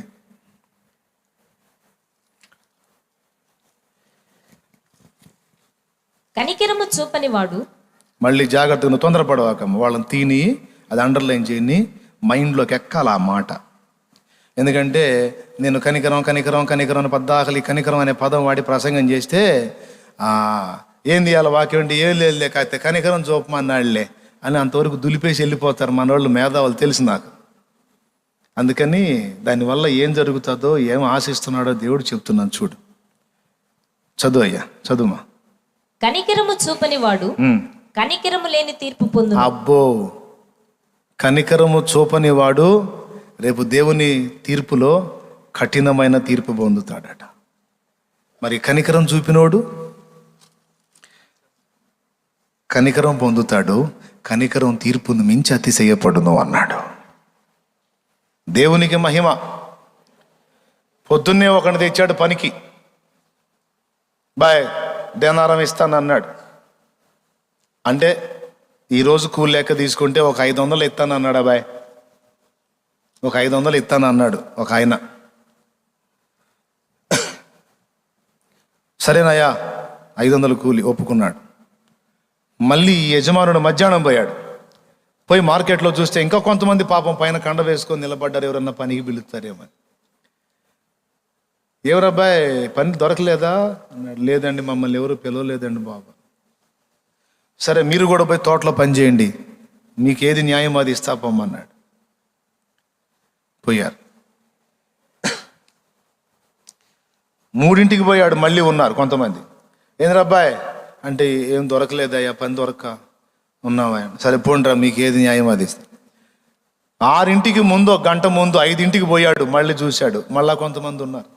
ఏందబ్బాయి అన్నాడు. అయ్యా మాకేం పని దొరకలేదయ్యా, ఇప్పటిదాకా తిరిగి వచ్చామా, ఏం దొరకలేదు. సరే పోండి తోటలోకి పోండి, పని చేయిపోండి, మీకు ఏది న్యాయం అది ఇస్తాను అన్నాడు. అయిపోయింది, 6 గంటలు అయిపోయింది. పొద్దున్నే 8ంటికి వచ్చి పని చేసినాడు ఎన్ని గంటలు చేశాడండి? ఎన్ని గంటలు చేశాడు? సాయంత్రం 6 వరకు. అది 8 నుంచి లెక్కేయండి. 8 నుంచి 12 వరకు, అది 4 గంటలు. 2 కాడ నుంచి 6 వరకు 4 గంటలు, 8 గంటలు చేశాడు. మధ్యలో 2 గంటలు తీసేద్దాం, అన్నం బెటర్ అయింది వాళ్ళకి. మీరు మరి ఎన్ని గంటలు? 8 గంటలు. ఒకడేం ఫస్ట్ బ్యాచ్ 8 గంటలు చేశారు. మధ్యాహ్నం 2ంటికి వచ్చిన బ్యాచ్ 4 గంటలు చేశారు. 3 గంటలకు వచ్చిన బ్యాచ్ 3 గంటలు చేశారు. 5ంటికి వచ్చిన బ్యాచ్. అప్పుడు వీళ్ళు అనుకుంటున్నారు, ఈ కూలి తీసుకునే వాళ్ళు, వీళ్ళు గంట కూలి, వీళ్ళకి గంట ఎంత ఇస్తాడో, అడిగి 3 గంటలు, వీడికి 4 గంటలు, మనకి 8 గంటలు అనుకుంటే మొత్తాన్ని వరుసగా నిలబెట్టి అందరికి 500 కాడికి ఇచ్చాడు. ఎంత ఇచ్చాడు? గంట చేసినోడికి, 3 గంటలు చేసినోడికి, 4 గంటలు చేసినోడికి 500, 8 గంటలు చేసినోడికి. వీళ్ళు బయట పడ్డారు. అయ్యా యజమానుడా, ఇదేమి న్యాయం అన్నారు. ఏంటి నీ సమస్య అన్నాడు. ఇది న్యాయంగా లేదే అన్నాడు. వాడి తెలివి ఏంట్రా, నేను ఏడ న్యాయం తప్పాను అన్నాడు. గంట చేసినోడికి అదే కూలి, 3 గంటలు చేసినోడికి అదే కూలి, 4 చేసినోడికి అదే కూలి, 8 గంటలు కష్టపడ్డా మాకు అదే కూలా అన్నారు. రా దగ్గరికి రా అన్నాడు. చెప్పండి, పొద్దున ఎంతకు మాట్లాడుకున్నాను రా నిన్ను అన్నాడు. 500 కండి. ఎంత ఇచ్చాను రా? 500 ఇచ్చారండి. ఇంక బో, నీకు 500 ఇస్తానన్నా, 1000 ఇస్తానన్నా, 500 ఇచ్చానా? 500 అన్నాగా, ఇచ్చాగా, ఇంకెళ్ళిపోవటమే. నువ్వు గంటకి ఎంత ఇచ్చాను, 2 గంటలకి ఎంత, నా ఇష్టం. నా కనికరం వచ్చింది వాడి మీద, నేను ఇస్తా. నువ్వెవరిరా నాకు న్యాయం చెప్పడానికి? నీకు జరగాల్సిన న్యాయం నీకు జరిగింది, నోరు మూసుకొని పో అన్నాడు. ఎందుకు చెప్పాను? కనికరపడి. అవునా? అసలు ఎందుకు వచ్చింది ఈ విషయం మనకి? ఏమో ఎవరికి గుర్తుందిరా, కనికరం తీర్పును మించి అతిశయపడును అన్న మాట కాడు వచ్చింది. తీర్పు ప్రకారం, లెక్క ప్రకారం, వాళ్ళు వేసుకున్న ఎస్టిమేషన్ ప్రకారం 8 గంటలు చేసిన వాడికి 500 అయితే, బాయ్ గంట చేసినోడికి ఎంత రావాలో కథ లెక్క చెప్పండి అయ్యా. లెక్కలు తెలియవు కానీ నాకు కథ చెప్పండి. కోటేశ్వరరావు అన్న చెప్పు. 8 గంటలకి 500 అయితే అన్న, 600 అయితే సింపుల్గా చెప్పొచ్చుకుని 500 అనేది బేస్ సంఖ్య వచ్చిందన్న, కష్టమైద్ది ముక్కలు ఎడగొట్ట. సరేనన్న 600 అనుకున్నా. 600 ఇప్పుడు ఎడగొట్టడానికి ఈజీగా ఉంటుంది చూడండి. 8 గంటలు చేసినోడికి 600 అయితే 1 గంట చేసినోడికి ఎంత పోయిద్ది? పెద్ద చెప్పండి అయ్యో. 75 రూపాయలా? మరి 600 ఇచ్చాడేంది? కనికరం. తీర్పు ప్రకారం అయితే వాళ్ళకి ఇచ్చిన 600 లేక 500 లెక్క ప్రకారం అయితే వీడికి 65 75 పోవాలి. కానీ కనికరం వచ్చింది. ఇక కనికరం తీర్పును మించి అతిశయపడింది. వాళ్ళతో పాటు సమానంగా ఇచ్చి పడేశాడు. కనికరం గల్ల వాడికి రేపట్టాంటి తీర్పు జరిగిద్ది. అర్థమైతే మీరు ధన్యులే. అర్థమైందా? ఎంతమందికి అర్థమైంది చెప్పండి. కొంతమంది సగం చేయెత్తారు, ఏదో కొద్దిగా అర్థమైందన్నాను. ఏం అర్థమైందో 2 ముక్కలు చెప్పండి. నేను ముగిస్తున్నాను కానివ్వండి. ఏమర్థమైంది? కనికరం లేనివాడు కఠిన తీర్పు పొందితే, కనికరం కలిగిన వాడు కనికరం గల్ల తీర్పు పొందుతాడు. కనికరం లేని వానికి కఠిన తీర్పు తీర్చబడుతుందని చెప్పాడు కదా యాకోబులో. మరి కనికరం తీర్పును మించి అతిశయపడుతుంది అంటే ఇదే. రూల్ ప్రకారం 75 65 వెళ్ళాలి. కానీ కనికరాన్ని బట్టి వాడు గంట కష్టపడ్డా 8 గంటల కూలి ఇచ్చేశాడు. ఇక జాలి చూపిస్తున్నాను, నేను కనికర పడుతున్నాను అని దేవుడు అన్నాడంటే ఇంకా కేసు లేదు. ఇప్పుడు కొట్టు చప్పట్ల, ఇప్పుడు కొట్టాలా. దేవుడు నేను కనికర పడుతున్నాను అన్నాడంటే కేసు లేదు. ఇక తెలియచావదో చాలా మందికి. అరే జాలి పడండి, సాటి మనిషిని ప్రేమించండి, కనికర పడండి అని నేను చెబుతుంటే నీకేం బాగానే చెబుతావు. కనికర పడాలంట మాకు ఆడి నుంచి వస్తాయింది. నీకంటే అందరు తలా కత్తి తీసుకొచ్చి ఇస్తున్నారు, శుభ్రంగా ఎవడికైనా దానాలు చేస్తావు, నీ సొంత సొమ్ము అయ్యింది అనబోతారు. బరి తెగించి కొంతమంది అంటే అనండిలే, నాకేం సిగ్గులేదు అనిపించుకుంటాను, ఇబ్బంది లేదులే. కానీ కనికరం ఎందుకు చూపించమని ఇంతసేపు ప్రసంగం చేశానంటే, అంత్య దినములలో మనుషులు కఠినాత్ములవుతారని చెప్పాడు. కాఠిన్యం పెరిగిపోయిద్ది. జాలి, దయ, ప్రేమ, కనికరం అనే అడుగంటిపోతాయి, రూపు మాసిపోతాయి. కానీ దేవుని పిల్లల్లో మాత్రం అవి అడుగంటకూడదు. ఎందుకంటే వీళ్ళు తీర్పుని ఎదుర్కోబోతున్నారు, న్యాయపీఠమును నిలబడుతున్నారు కనుక ఎరా నీ కనికరం ఉందా అని అడుగుతాడు. తెలుసా, కఠినంగా తీసుకెళ్ళి కన్న తల్లిని తీసుకెళ్ళి రోడ్డు పాలు చేసిన కొడుకులు ఉన్నారు. కఠినంగా తీసుకెళ్ళి 4 5 ఉండి కూడా తల్లిని వృద్ధాశ్రమంలో వదిలిపెట్టిన కొడుకులు ఉన్నారు. కఠినంగా తీసుకెళ్ళి తండ్రిని వృద్ధాశ్రమంలో పడేసిన కొడుకులు ఉన్నారు. మొన్నటికి మొన్న బతికుండగానే తీసుకొచ్చి శ్మశానంలో తండ్రిని పడేసి గుంట తీసి పూడ్చిపెట్టమని 2000 ఇచ్చి వెళ్ళాడు ఒక కొడుకు. తండ్రి బతికుండగానే ఆ కొడుకు విషయంలో ఎన్ని కలలుగానే ఉంటాడు అన్నాన. ఆ తండ్రి బతికుండగానే బొందలగడ్డ కీడుస్తాడనే. అరే రే రే, కనికరం ఏదిరా, జాలేది. సరే ఇతరుల మీద తగలబడ్డావు, వదిలేసాయి, ఇతరుల మీద జోపోపోయావు. అరే కన్నవారి మీద ఏది?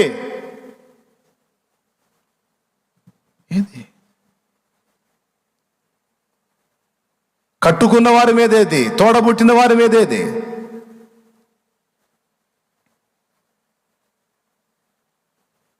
రకరకాలుగా మనుషుల్ని చూశానండి నేను. కాబట్టి మీకు అందరికీ చెప్తున్నా, కనికరంతో నింపబడిన వారు ధన్యులు. ప్రభు కనికరంతో నిండుకున్నవాడండి.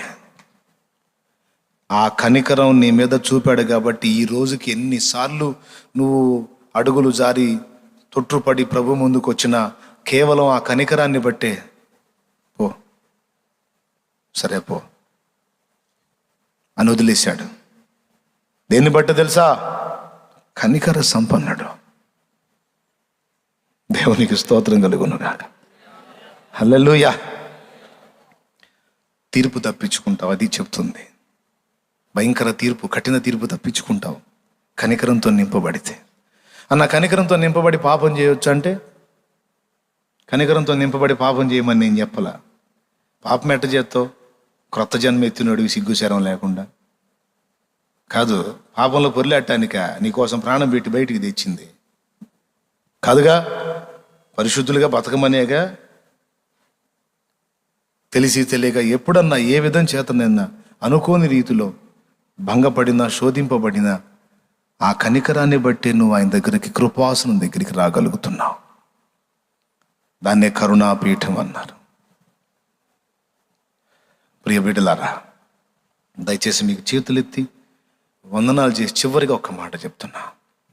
ఈ లాక్డౌన్ సమస్య వల్ల మన ఇరుగు పొరుగుల్లో, మన తోటి వాళ్ళల్లో, మన సమాజంలో కొంతమంది అన్నం లేక ఇబ్బంది పడుతున్నారు. ప్లీజ్ ఒకసారి వాళ్ళని పలకరించండి. వాళ్ళకు ఉందో లేదో అడగండి. కొన్ని ప్రాంతాల్లో లేదు, అన్నం లేదు. ఏ రోజుకి ఆ రోజు తెచ్చుకొని తినేవాళ్ళకి ఎక్కడ దొరికింది? పనుంటే అన్నం, లేకపోతే లేదు. 2 రోజులు 3 రోజులు అన్నం తినకుండా పిల్లలకు నీళ్లు దాపిన వాళ్ళు ఉన్నారు. మీకు ప్రేమతో చెప్తున్నాను, నీ చెవులారా అలాంటి మాట వినబడ్డా, నీ కళ్ళ ముందు అలాంటి పరిస్థితి కనపడ్డా దాటిపోయావా, నువ్వు దేవుని బిడ్డవే కాదు. గుర్తుపెట్టుకో, ఇక్కడి క్రియలు అక్కడ లెక్క రాయబడతాయి. పలకరించండి. నీ దగ్గర లేదా నాకు చెప్పు, చేయదగ్గ సహాయం. 1000 రూపాయలు ఇలేకపోవచ్చు, 4 రోజుల ఆహారానికి ఇవ్వగలం. కూర తినేది కూరకి ఇవ్వగలం, ఆదుకోగలం ఉన్నంతలో. లేకపోతే ప్రార్థన చేద్దాం, దేవుడిస్తే తప్పకుండా మన అందరం తోడ్పడదాం. ముందు నీ దగ్గర ఉన్నదంత ఇతరులను ఆదుకో, కనికరం చూపు. ఆ మనస్సు ఎవరికైతే ఉంటుందో వాళ్ళ ఇంట్లో ఎప్పుడు దరిద్రత ఉండనీయడండి దేవుడు. తెలుసా? కనికరం కలిగిన మనస్సు ఎవరికి ఉంటుందో వాళ్ళ ఇంట్లో దరిద్రం ఉండనీయడు. ఎప్పుడన్నా లేమొస్తే అది పరీక్ష కోసం వచ్చిందే తప్ప శాప మూలంగా రాదు. అయిపోయింది, అయిపోతున్నాయి అనుకుని అయిపోయింది అనక మునిపే వచ్చేసి ఉంటుంది అక్కడ. ఎంతమందికి ఉంది అనుభవం? నేను ఎదుర్కొన్నానన్నా. అయిపోయింది, ఇక లేదు కదా అనుకున్న పరిస్థితుల్లో వెంటనే దేవుడు పంపించాడన్నా. ఈ రోజుకి దేవుని కృపను బట్టి ఎంత కఠిన పరిస్థితులు వచ్చినా లాకేతం ఇస్తే లే, దా కొమ్మిస్తే దు అనే పదమే లేదన్నా సమృద్ధిని ఇచ్చాడన్నాడు. చేతులు ఎత్తండి. అద్దుకో, కృప చూపాడు కనుక మీరు ఇంకా ఇతరుల మీద కనికరం చూపి, ఏమేం చెప్పాను? ఇతరులను కనికరించి సువార్త చెప్పండి. ఇతరుల మీద కనికరపడి వారి కోసం ప్రార్థన చేయండి. ఇతరుల మీద కనికరపడి వారికి దైనందిన జీవితంలో ఎదురయ్యేటువంటి కష్టాలలో ఆదుకోండి. వాళ్ళ ఆకలి తీర్చండి. నీ చేతనైతే వాళ్ళ అవసరత నీ స్థాయిలో, నీకున్నదంతా తీసుకెళ్ళి ఇవ్వమల్లా. నీకు 2 ఉంటే 1 ఇవ్వమన్నాడు. కొంతమంది ఉన్నారు, మనం కనికరం చూపితే దాన్ని అలవాటుగా చేసుకొని వాడుకోవడానికి అదో టైపులో ఆలోచించే వాళ్ళు ఉన్నారు. వారి విషయంలో మీ వివేచనను బట్టి అడుగేయండి. కానీ నిజంగా యథార్థంగా అవసరత కలిగినటువంటి వాళ్ళను చూసి దాటిపోవద్దు. అర్థమైందా? కనికరం ఉంటే ప్రార్థించగలుగుతావు, కనికరం ఉంటే ప్రకటించగలుగుతావు, కనికరం ఉంటే సహాయపడగలుగుతావు, కనికరం ఉంటే వ్యాధిగ్రస్తుడైనా సరే పరామర్శించగలుగుతావు. నేను ఎందుకు లబో కొట్టుకుంటున్నాను అర్థమైందా? భయపడకండి భయపడకండి భయపడకండి అని 4 నెలల నుంచి భయంతో చనిపోతుంటే కనికరం కలుగుతుంది. ఆ కనికరమే నేను అలా మాట్లాడేటట్టు చేస్తుంది. చాలామంది ధైర్యం తెచ్చుకున్నారు, తమ్ముళ్ళకి ఫోన్ల ద్వారా తెలియజేశారు. వాళ్ళు నాకు చెబితే నేను సంతోషపడ్డాను. కనికరమే. కాబట్టి నీ ఫ్యామిలీ మెంబర్స్ని కనికరించు, వృద్ధులైన పెద్దల్ని కనికరించు, వస్త్రహీనుల్ని కనికరించు, నీకున్న దానిలోనే వాళ్ళకి చేయి చాపు. తప్పకుండా దేవుడు నిన్ను దీవిస్తాడు.